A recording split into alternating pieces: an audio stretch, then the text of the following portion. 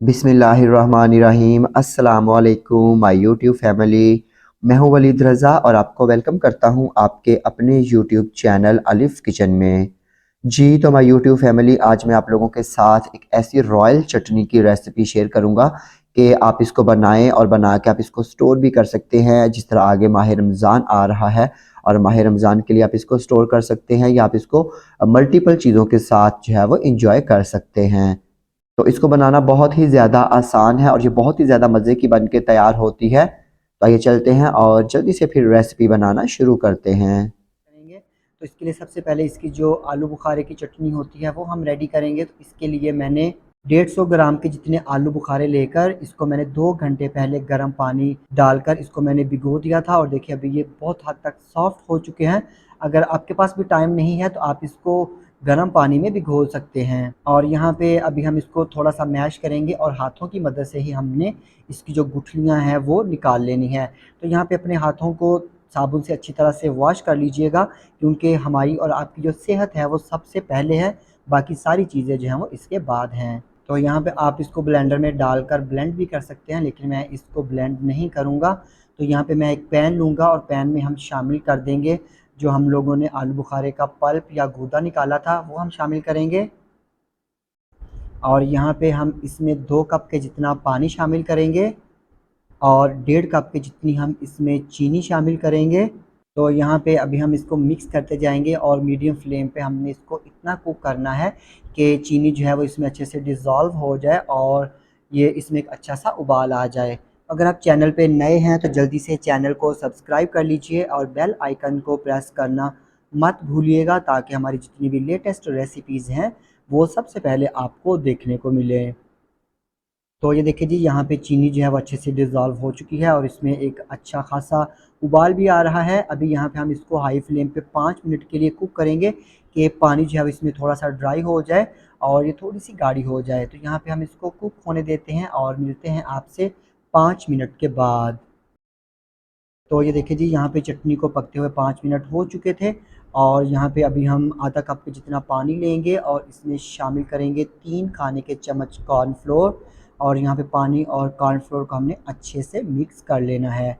और यहाँ पे इस मिक्सचर को अभी हम थोड़ा थोड़ा करके शामिल करेंगे चटनी में, ताकि चटनी जो है वो थोड़ी सी गाढ़ी हो जाए। तो बहुत ज़्यादा गाढ़ा मत कीजिएगा, क्योंकि ठंडी होने के बाद ये चटनी मज़ीद गाढ़ी हो जाएगी। तो ये देखिए जी, यहाँ पे चटनी जो है वो हमारी रिक्वायरमेंट के हिसाब से अच्छे से थिक हो चुकी है। अभी हम इसकी फ्लेम करेंगे बंद और इसको ठंडा कर लेंगे।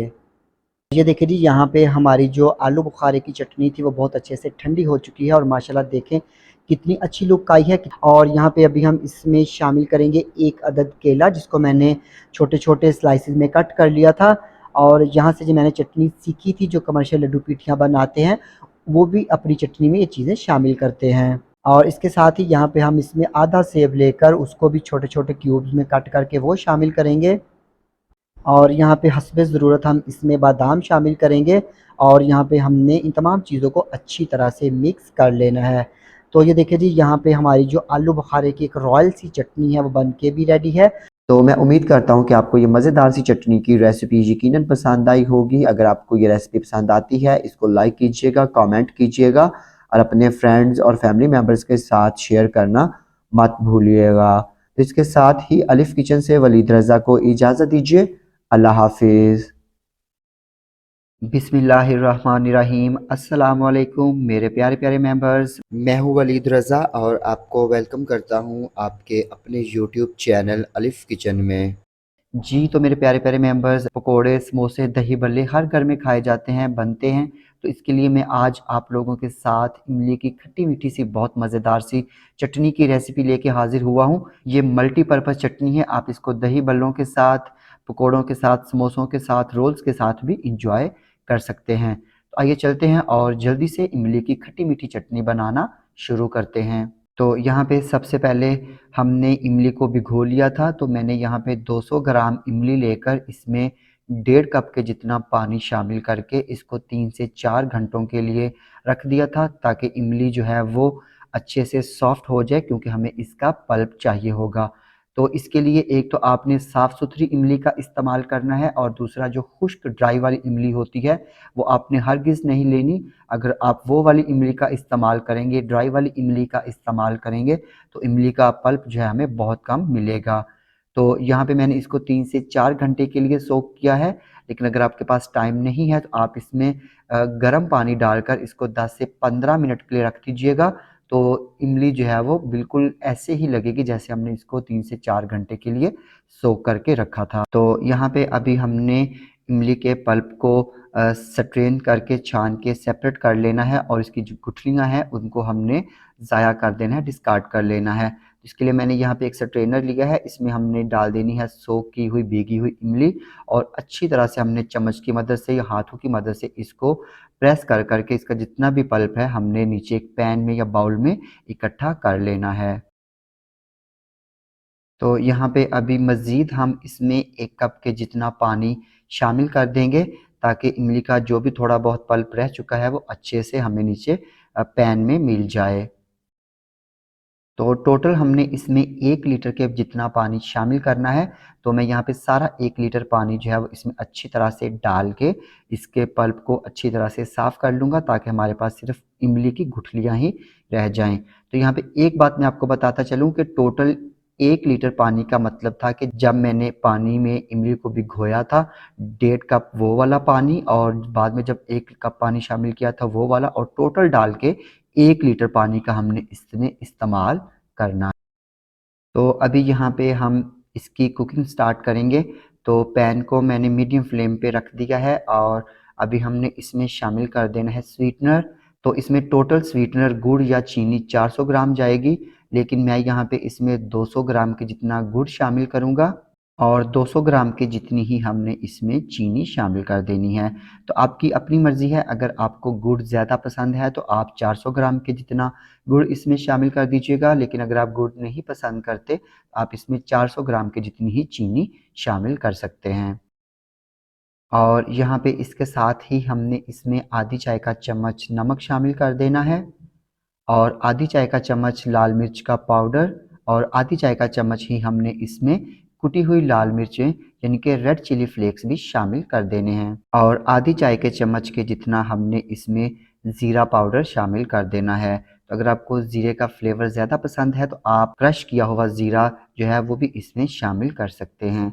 और यहाँ पे तमाम स्पाइसेस शामिल करके हमने 20 से 25 मिनट के लिए मीडियम फ्लेम पे इन तमाम चीज़ों को इमली की चटनी को अच्छी तरह से कुक कर लेना है, क्योंकि हम इसमें किसी भी किस्म का कोई कॉर्नफ्लोर या थिकनिंग एजेंट शामिल नहीं करेंगे जो इसको गाढ़ा करेगा, इसलिए हमने इसको अच्छी तरह से कुक कर लेना है। तो यहाँ पे हम इसको 20 से 25 मिनट के लिए कुक कर लेते हैं और मिलते हैं फिर आपसे बाद में।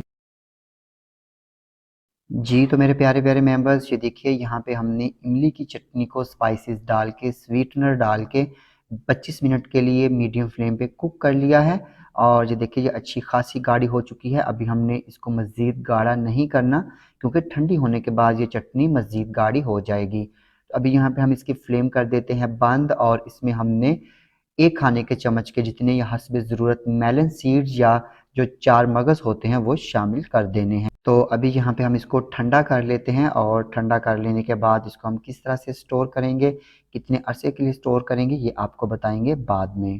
जी, तो मेरे प्यारे-प्यारे मेंबर्स ये देखिए यहाँ पे अल्हम्दुलिल्लाह, अल्हम्दुलिल्लाह, अल्हम्दुलिल्लाह हमारी इमली की मज़ेदार सी खट्टी-मीठी चटनी बन के बिल्कुल रेडी है।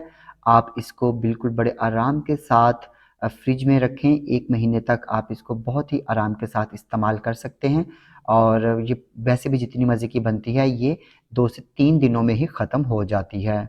तो ये देखिए जी यहाँ पे आप इस चटनी को इस तरह के किसी भी जार में डाल के इसको स्टोर कर सकते हैं।